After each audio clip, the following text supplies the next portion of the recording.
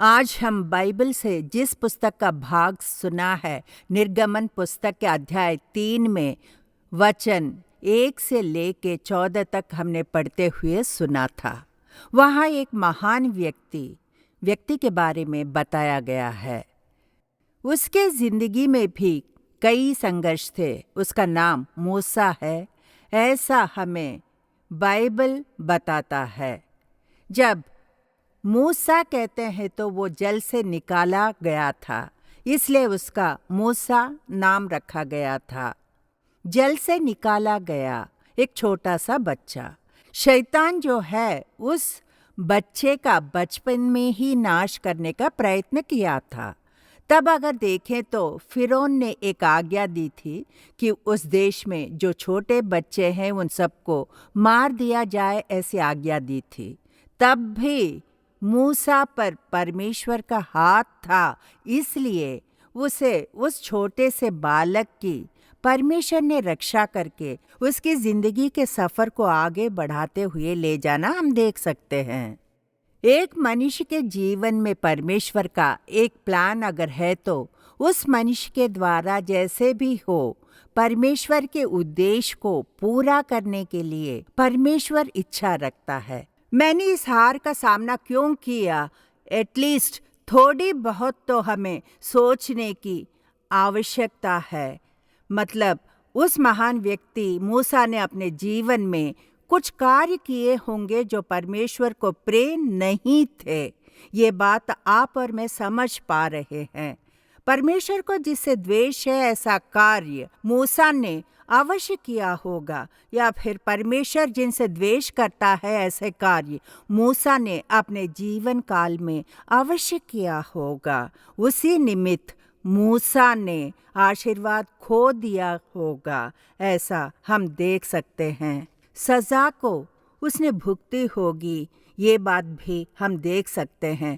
ऐसे कुछ कार्य मूसा के पास थे जिनसे परमेश्वर द्वेष करता है। उन पर हमें गौर करना होगा, उन्हें हमें समझना होगा। ऐसे जो कार्य हैं वो अगर मेरे जीवन में, आपके जीवन में हैं तो उन्हें हम सबको छोड़ देने का प्रयत्न करना चाहिए। ये ऐसा ही मूसा का भी स्वभाव था। आपके पास भी ऐसा स्वभाव होगा। कम हाँकने की मनस्थिति मूसा में भरपूर था। अपने आप को संभाल नहीं सका, ये तुम्हारा सेवक कहकर नहीं बता सका। यहोवा को ही वो बार बार रिप्लाई दे रहा था, जवाब दे रहा था, मैं कौन हूँ परमेश्वर, मैं तो मुंह और जीभ का बद्दा हूँ, मेरी जीभ बद्दा है परमेश्वर कह के मूसा ने कमजोर स्वभाव को प्रकट कर रहा था। आप एक बात को गौर कीजिए, मनुष्य के अंदर झुकने का स्वभाव होना चाहिए, समर्पित होने की हम्बलनेस। हमारे अंदर ऐसा स्वभाव हो सकता है, लेकिन मनुष्य के अंदर कम हाँकने का स्वभाव नहीं होना चाहिए। इन्फीरियरिटी कॉम्प्लेक्स बहुतों में होती है, वो मुझसे बहुत बड़े हैं, वो मुझसे अधिक जानते हैं, वो लोग मुझसे अधिक। परमेश्वर कई तरह से यूज करता है, ये बात नहीं है। सारे मनुष्य को जिन्हें परमेश्वर ने सृष्टि की है उन सबको एक मुख्यत्व होता है। आपकी सृष्टि की है, इसका एक मुख्यत्व है, आपके द्वारा किसी की रक्षा करने वाला है, आपके द्वारा असाधारण कार्य परमेश्वर करने वाला है। शायद आप सोचते होंगे मैं एक मामूली सा आदमी हूँ, ऐसा आपके अंदर एक सोच है। लेकिन देखिए, आज आप पवित्र आत्मा के बात करने की आवाज सुन रहे हैं। आज के दिन आप लोग, आपको एक निर्णय के साथ वापस जाना होगा। परमेश्वर, ये रहा तेरा सेवक कह के समर्पित हो जाइए बस। God loves an obedient student. एक टीचर को जिस तरह एक विधेय विद्यार्थी पसंद होता है, उसी तरह पिता भी एक सरेंडर होने वाला पुरुष या स्त्री की आशा रखता है। मतलब आज आप कहिए, पिता मैं तेरे लिए आऊंगा, तू मुझे जिस तरह यूज करना चाहता है उस तरह मुझे यूज कर ले, कह के अपने आप को समर्पित कीजिए। देखिए, कई समय कई बार परमेश्वर मौका देता है, उस अवसर को फिसलने मत दीजिए। Because opportunity comes and knocks your door only once. एक ही बार मौका द्वार खटखटाता है। उस मौके को आप अगर मिस करेंगे तो, फिसलने देंगे तो वो मौका जिंदगी में फिर कभी नहीं आएगा। इसलिए मौके को छोड़िए मत। प्रभु आपको बुला रहा है। प्रभु एक एक मसीही को, प्रभु के एक एक विश्वासी को, प्रभु हर एक को अपने प्रिय बच्चों के लाइन में रखा हुआ है। मतलब देखिए, आपके द्वारा परमेश्वर इस भारत देश में, इस दुनिया में, धरती पर आपका उपयोग करने के लिए आपको नमक बना के रखा है, आपको प्रकाश बना के रखा है। सब कुछ प्रभु देख लेगा। आपको बस एक बात कहनी होगी, आपके हृदय से उस स्वभाव को निकाल दीजिए। मुझसे नहीं होगा प्रभु, ऐसा मत कहिए। प्रभु, ये लो, मैं समर्पित कर रहा हूँ, कहिए मेरा उपयोग कर लो। एक बार फिर अगर परमेश्वर की इच्छा होगी तो आपके मंदिर में मैं कितने महीने बाद या सालों बाद आऊंगी, ये वही जानता है। लेकिन अगली बार जब भी आऊंगी तो मुझे कहना होगा, परमेश्वर के बच्चे बन के आप समर्पित हुए हैं, इस सारी जगह को भर देंगे। तंगी से बैठना होगा, इस तरह आपको आत्माओं को पाना होगा। आपके कलीसिया में ले आके लोगों को, आत्माओं को आपको ले आके भरना होगा। ये आप पर परमेश्वर की रखी गई जिम्मेदारी है। मनुष्य के जीवन में कम हाँकना, ये ऐसी सोच को आपको निकालना होगा। ऐसा पवित्र आत्मा चाहता है। इसके लिए अहंकार से खड़े नहीं होना चाहिए। पवित्र आत्मा ने आज मुझे बता दिया है, मैं सब कुछ कर सकती हूँ, हासिल कर सकती हूँ, मैं कर सकता हूँ। ऐसा कहने वाले मनुष्य परमेश्वर को नहीं भाता, सर पे एक मार के बिठा देगा। जहाँ पर हमें झुकना होगा वहाँ हमें झुकना ज़रूरी है। जहाँ परमेश्वर विनय के साथ रहने को कहता है वहाँ विनय होकर रहना होगा। जहाँ समर्पित करना है वहाँ समर्पित करना होगा। मुझे सब पता है कह के हमें घमंडी बन के नहीं रहना चाहिए, अहंकार के साथ नहीं रहना चाहिए। परमेश्वर के सम्मुख हमें अपने आप को समर्पित करना होगा। आप चाहे कौन से मंजिल पे भी हों, जिस ओहदे पर भी आप हैं, परमेश्वर के सम्मुख आपको और मैं, परमेश्वर के बच्चे, परमेश्वर के स्वर के आगे झुकना होगा। तब ऐसा कम हाँकने का स्वभाव मुझसे नहीं होगा, क्योंकि मैं बेकार हूँ। मैं गिद्योन को कहते हमने सुना है ना, मैं अपने परिवार में आखिरी संतान हूँ। ऐसा नहीं है। जो आखिरी संतान, वो दाऊद जो चरवाहा था, उसे एक बड़े राजा में बदल दिया। मूसा ने कुछ भी हासिल नहीं किया था, लेकिन परमेश्वर ने मूसा का उपयोग करके सब कुछ हासिल करके दिखाया। मेरे प्रियजनों, मूसा के पास जो कम हाँकने का स्वभाव जो है, उसे हम अपने में से निकाल फेंकना होगा। परमेश्वर जिस कार्य से द्वेष करता है उसे हमें निकाल फेंकना होगा, तब परमेश्वर आशीष देगा। मूसा के अंदर ऐसा स्वभाव होने की वजह से ही उसके अपने व्यक्तिगत जीवन में विजय नहीं हो सका। दूसरी बात, मूसा के पास जो दूसरा स्वभाव था, पता है वो कौन सा स्वभाव था? निर्गमन पुस्तक अध्याय 32, निर्गमन 32 वचन 19 में मूसा का कोप भड़क उठा और उसने तख्तियों को अपने हाथों से पर्वत के नीचे पटक कर तोड़ डाला। उसने पटक दिया, उसके टुकड़े टुकड़े हो गए थे। कोप, उग्र कोप, एक भयंकर खतरे की स्थिति में हमको ले जाके छोड़ देगी। मूसा जो है उसे अधिक कोप आता था। 40 दिन तक रात दिन परमेश्वर के उस पहाड़ के शिखर पर प्रतीक्षा करके परमेश्वर से आज्ञाओं को, जिन्हें यहोवा ने अपनी उंगली से लिखे थे, उन्हें लेकर नीचे उतर के आ रहा था। जरा सोच के देखिए, 40 दिन तक डे एंड नाइट, बिना खाए पिए, बिना कुछ लिए, रात दिन यहोवा को वो बादल उसे ढका हुआ था। वो उसी के अंदर बैठा हुआ था। उसी के अंदर रह के यहोवा से बातें कर रहा था। कितने सुंदर स्वर्ग के दृश्य सब यहोवा ने उसे दिखाए होंगे। 40 दिन तक वो कितना थका हुआ होगा। उसके बाद विजय होके नीचे आ रहा था। दोनों तख्तों को लेकर नीचे जो आ रहा था, मूसा उसमें कोप भड़क उठा। ऐसा एक स्वभाव उसके अंदर से जो जाग उठा था ना, उस कोप के वजह से मूसा ने जल्दबाजी में क्या कर दिया, वहां यहोवा ने जो दिए थे 2 तख्त, उन दोनों को उसने उन तख्तियों को पटक कर तोड़ डाला। कोप मनुष्य का सर्वनाश कर देता है। क्रोध मनुष्य को नाश कर देता है।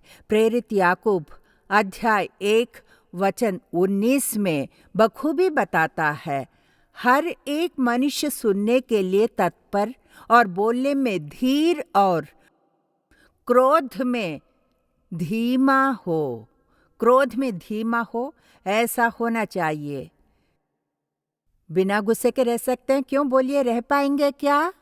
मैं बिना गुस्सा किए रह सकती हूँ क्या? आप बिना गुस्से के रह सकते हैं? नहीं रह सकते। लेकिन उस कोप की वजह से मूसा ने अपने कनान देश के सफर को उसने खो दिया था।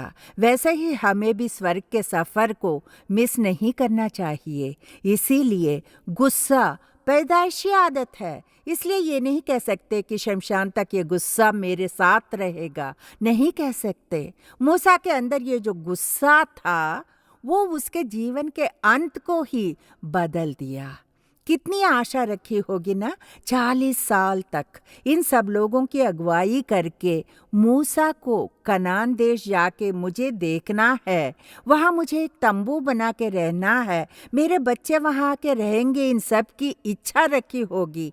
लेकिन कानान को दूर से ही देख सका, लेकिन नेबो नामक उस पर्वत पे ले जाके वो देखो कनान, लेकिन तुम नहीं जा सकते, ऐसा जब कहा तो मूसा का हृदय टूट गया होगा। आप भी प्रतिदिन प्रार्थना करते होंगे, परमेश्वर के सम्मुख हर हफ्ते आ रहे हैं, लेकिन कोप नामक वो बुरा स्वभाव स्वर्ग राज्य को देखने नहीं देगा तो आपका सारा प्रयास, आपने जितने दिन उपवास रखे, आपकी सारी प्रार्थना सब व्यर्थ हो जाएगा। इस गुस्से को हमें छोड़ देने का प्रयत्न करना चाहिए। आज के दिन जिस तरह पवित्र आत्मा आपसे बात कर रहा है, उसी तरह मुझसे भी पवित्र आत्मा बात कर रहा है। सच में गुस्सा हमारे जीवन के सफर को चकनाचूर कर देता है। हमारी जो आत्मिक सफर है, स्वर्गलोक में पहुंचना ही हमारा लक्ष्य होना चाहिए। उस लक्ष्य को छोड़ने पर मजबूर करने के लिए हमारे अंदर का गुस्सा कभी रोड़ा नहीं बनना चाहिए। क्रोध तो करो पर पाप मत करो, ऐसा बाइबल बताता है।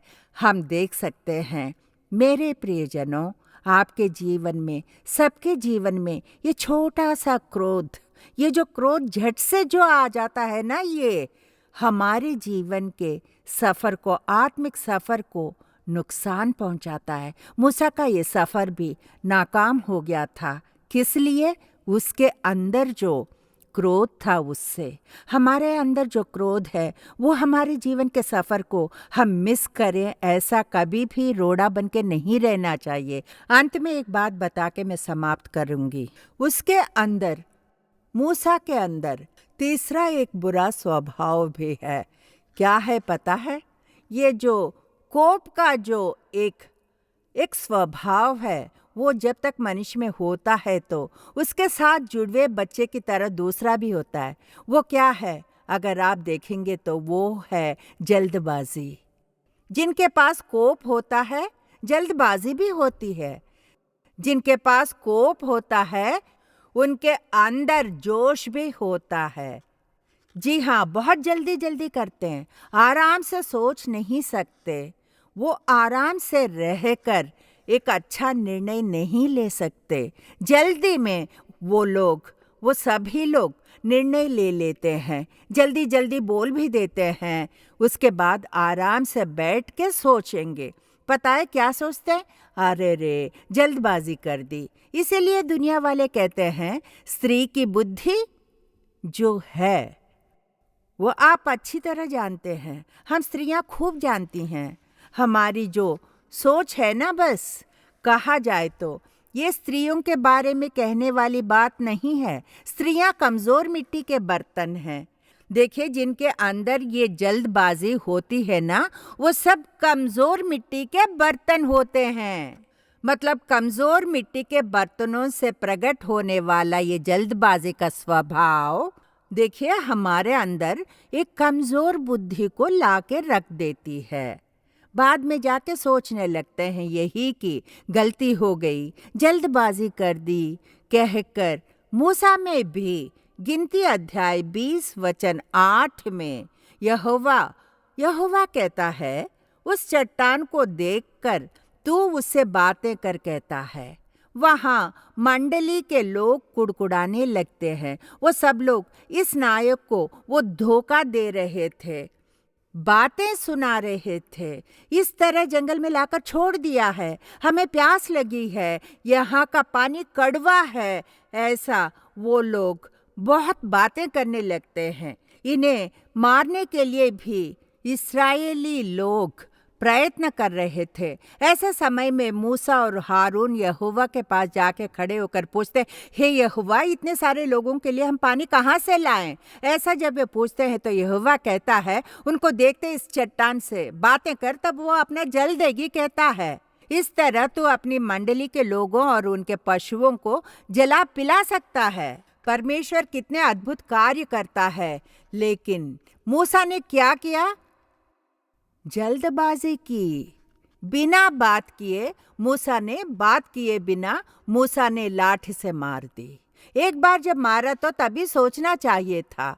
एक बार गलती करने पर तुरंत गलती की है इसका ज्ञात होना चाहिए कि गलती की है। यहोवा ने कहा था कि बातें करना यही ना, मैंने एक बार लाठी से चट्टान पे मार दिया है, ये बात मुझे सोचनी चाहिए थी। जल्दबाजी में दूसरी बार भी उस चट्टान पे मूसा ने उस चट्टान को मारा कह के वचन 11 अध्याय 20 में गिनती पुस्तक बताता है। मूसा ने हाथ उठाकर लाठी चट्टान पर 2 बार मारी। वचन बताता है।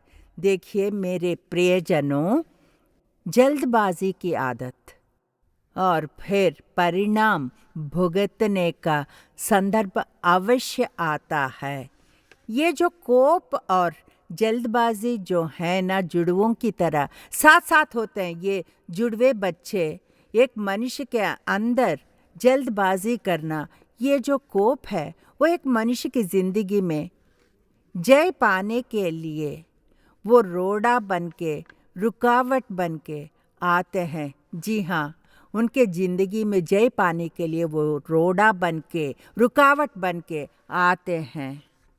किसी के नाक पे गुस्सा हमेशा रहता है तो वो क्या करते हैं? जल्दबाजी में गलती कर बैठते हैं। जल्दबाजी करने वाले कोई भी काम ठीक से करके पूरा नहीं करते। हेस्ट मेक्स वेस्ट कह के अंग्रेजी में एक अच्छी कहावत है। जल्दबाजी में की गया काम व्यर्थ ही हो जाता है। डर के मारे जो भी करते हैं वो बेकार हो जाता है, वो एकदम व्यर्थ हो जाता है। मेरे प्रियजनों, ये दोनों बातें जब एक मनुष्य में होती हैं तो ये जल्दबाजी करना और कोप जब एक मनुष्य में होते हैं तो खुद ब खुद वो अपने आप को कम आंकने का स्वभाव मनुष्य में आ जाता है। ओह, मैंने ये क्या कर दिया, ओह मुझे ये नहीं करना था, ऐसी एक सोच, मतलब एक इन्फीरियरिटी कॉम्प्लेक्स उसके साथ ही आ जाता है। मेरे प्रियजनों, आज हमें इस बात को गौर करना बहुत ही आवश्यक है।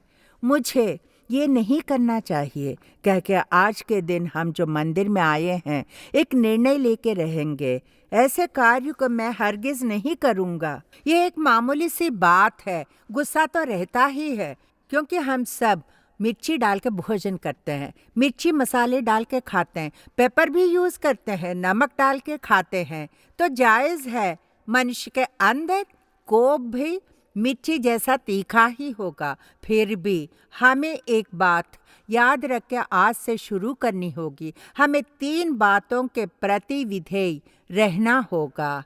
हमारी ज़िंदगी में अगर इस वक्त है तो वो 3 बातों को आज के बाद मुझे नहीं करनी चाहिए, आज के बाद हरगिज़ नहीं करूँगी। ऐसे एक वादे के साथ, एक प्रार्थना के साथ आज इस मंदिर से बाहर जाएंगे। ऐसा निर्णय लेके जब जाएंगे तो ही शैतान किसी न किसी रूप में आएगा। ठीक है, सिस्टर ने अभी बताया था। मैं मंदिर से बाहर कदम रखते ही ये क्या हो गया? कोई बात नहीं, प्रयत्न करके शुरू कर दीजिए। प्रयत्न करते करते रहेंगे तो परमेश्वर उसे आशीर्वाद में बदल देगा। एक मनुष्य के अंदर कम हाँकने का स्वभाव नहीं होना चाहिए। गुस्से को कम कीजिए, उसे निकालने की कोशिश कीजिए, जल्दबाजी छोड़ दीजिए। परमेश्वर आपका आशीष देगा, आपकी वृद्धि करेगा। आज हमने एक अच्छी बात को सुनी है। अब हम सर झुका के आंखें बंद करके प्रार्थना करेंगे। पिता हमारी प्रार्थनाओं को अवश्य सुनकर फल भी देगा। पवित्र राजा, इस अच्छे समय में आपने जो वचन कही उनके लिए तेरी स्तुति करते हैं। पवित्र आत्मा जहाँ है वहाँ छुटकारा है।